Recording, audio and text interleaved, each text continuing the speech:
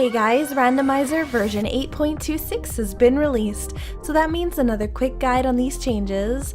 Make sure to watch this guide so you aren't going cuckoo while Waterfall of Wishing you could find those boots. My name is Sakura and I'll be your update guide.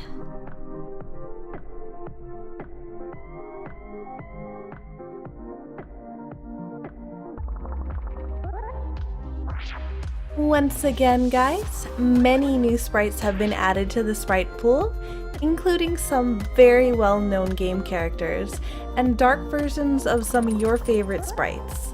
This brings the total number of sprites to 37, so make sure you test out all their animations, including some pedestal pulls, to get the full experience of each sprite. Or how about selecting a random sprite to maybe make it a surprise?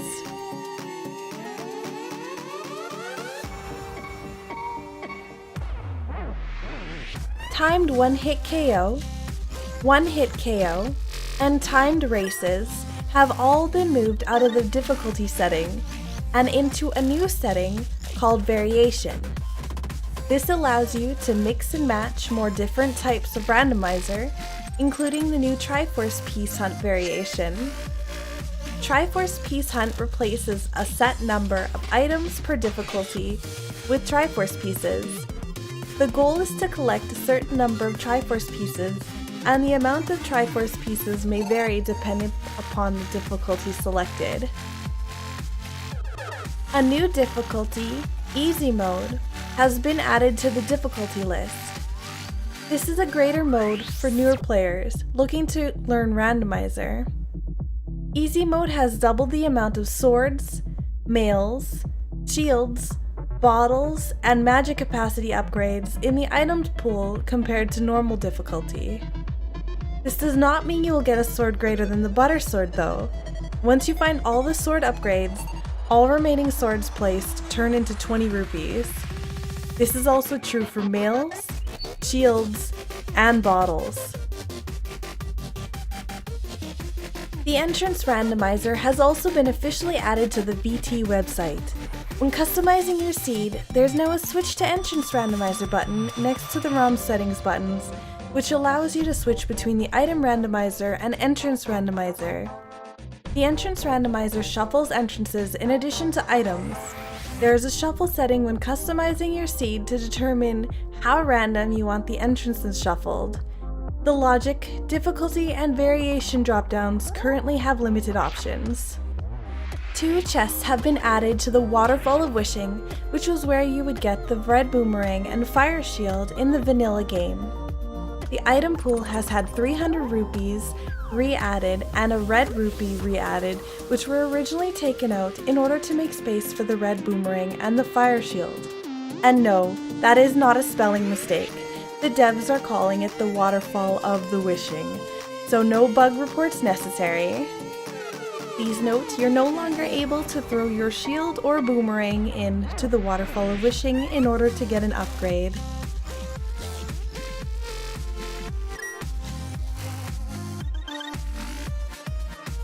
The Hyrule Castle mantle will now stay permanently pushed aside once Zelda has been rescued. This is to make it more noticeable once Zelda has been rescued. Easy difficulty has had progressive magic added to the pool. The first half magic container you find will give you half magic, and the second will give you quarter magic. Quarter magic has been removed from normal difficulty altogether, and hard and expert have no magic upgrades at all. The chests on the laser bridge in Turtle Rock have had logic added to them to require either Cape, Cane of Bruna, or the Mirror Shield in order to access them. This ensures they are always accessible in one-hit KO variation. The chests in Spike Cave on Dark Death Mountain and the Spike Room in Misery Mire have had logic added requiring Cape or Cane of Bruna to access them. Spike Cave has also had the additional logic added for bottle or half magic to ensure that they are always accessible in one-hit KO variation. Bombos or Ether Tablet are now activated by Hammer and Book, and the logic updated to include these item locations. The animation may still show a sword, but will be updated with custom hammer graphics at later dates. Timed one-hit KO times have been refined. 5 heart containers have been added to the hard mode and 12 heart pieces have been added to expert mode.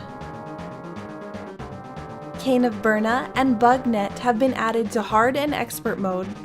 Burna drains 2 times magic on hard mode and 4 times magic on expert, and Bug Net can't catch fairies in both difficulties. The devs have fixed a bug where saving and quitting would sometimes spawn you on the pyramid erroneously. Overworld and major glitches logic have been completely overhauled. I've provided a link in the description below if you'd like to read more information on the logic updates for these 2 modes. Dungeon and key logic have been changed to allow a higher chance for items to be placed in earlier accessible dungeons. Hard and expert modes now have the natural number of progressive items in the item pool.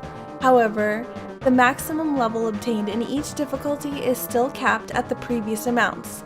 For example, if you should find 2 swords in expert mode, the remaining 2 swords that were placed when the seed was generated will turn into red rupees.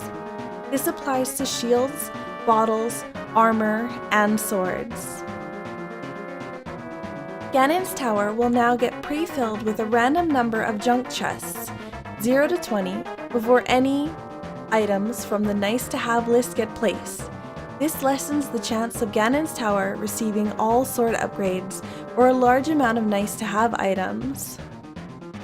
I want to thank everyone so much for watching this video.